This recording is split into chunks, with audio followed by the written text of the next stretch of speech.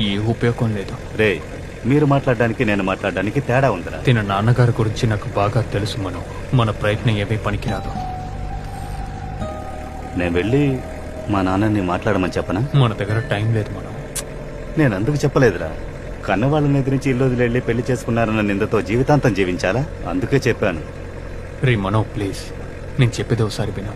మన దగ్గర టైం లేదురా. ఏం టైం లేదు?